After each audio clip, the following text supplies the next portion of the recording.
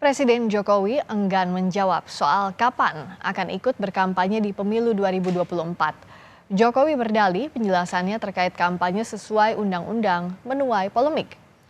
Jokowi mengakui sering diajak putranya Kaesang Pangarep untuk berkampanye.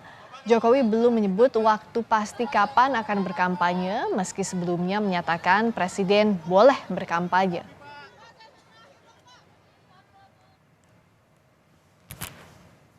Wong baru menyampaikan, ada pertanyaan, ya kan? Saya menyampaikan ketentuan undang-undang saja udah rame.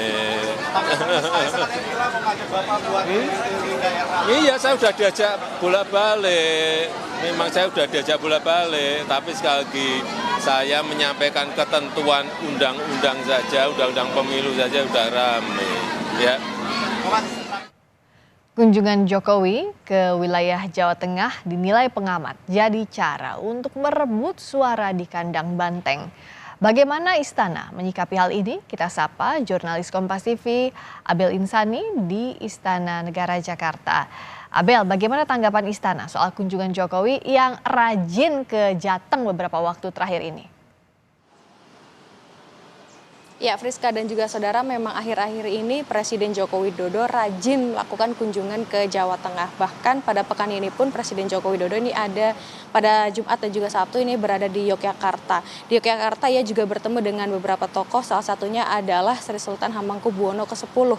Meskipun bertemu dengan Sri Sultan, tetapi Presiden bilang bahwa pertemuan itu hanyalah membicarakan soal geopolitik global, ekonomi global, dan juga politik nasional. Tidak hanya bertemu dengan Sri Sultan, tetapi Presiden juga bertemu dengan Ketua Umum Partai Demokrat, yakni Agus Harimurti Yudhoyono. Mereka melakukan olahraga bersepeda bersama, lalu juga melakukan makan siang bersama. Sebelumnya, Presiden juga melakukan kunjungan ke Salatiga untuk membagikan bansos begitu. Nah, memang ada beberapa kegiatan di Jawa Tengah yang sering dilakukan oleh Presiden Joko Widodo akhir-akhir ini, dan juga pertemuan dengan beberapa pentolan dari Koalisi Indonesia Maju. Termasuk tadi Presiden juga bertemu dengan Prabowo Subianto, yang mana Prabowo Subianto merupakan calon presiden nomor urut 1. Memang tidak dijelaskan apa saja yang dibicarakan pada saat makan siang atau makan bakso bersama begitu. Tetapi memang